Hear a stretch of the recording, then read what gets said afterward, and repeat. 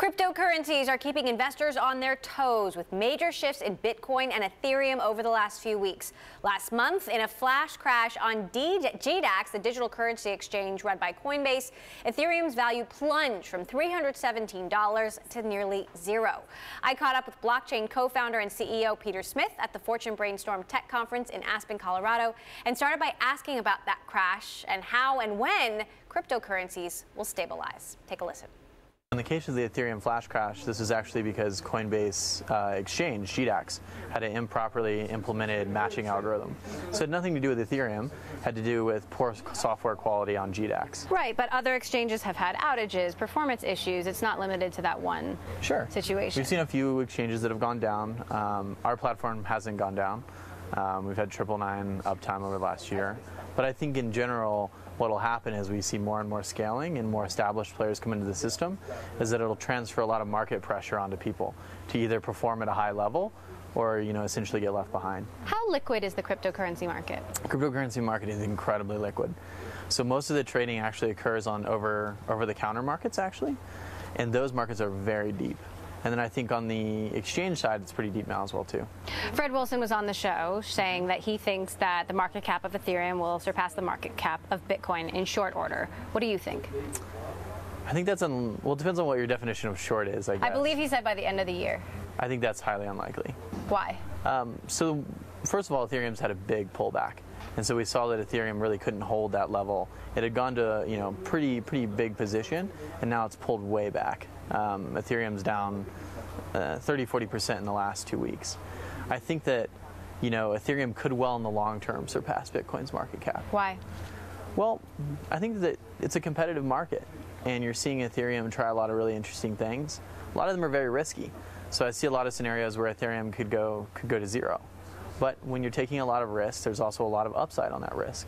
And so I think that Bitcoin's pretty stable, is a pretty safe place in the digital currency ecosystem, whereas Ethereum's kind of a higher upside bet. We've seen a lot of initial coin offerings recently. Do we need so many cryptocurrencies? I think that, ICOs and tokens is going to be a huge market someday. But the reality of it, the market today is it's mostly scams. And I think there's quite a lot of securities laws that are being violated by the ICO phenomena right now. In which cases? I think I'll leave that for the professionals.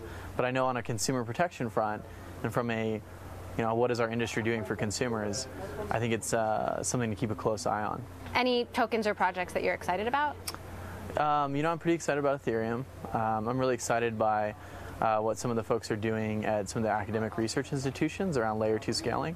So I think the folks at Imperial College in London are doing great work. Cornell is doing great work.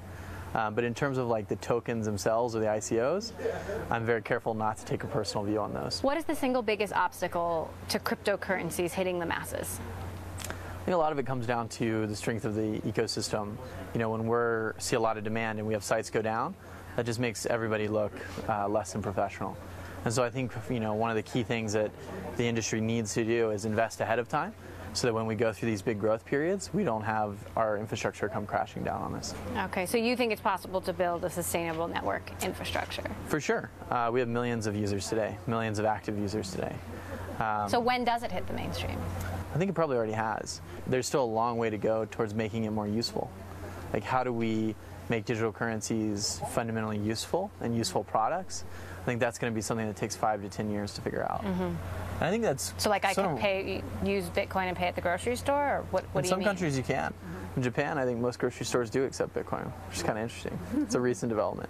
But I think coming back to Fred Wilson, he's probably one of the smarter people in this space, and he sort of routinely says it's like, people are expecting something to happen in a year, and it's probably more like 10 years.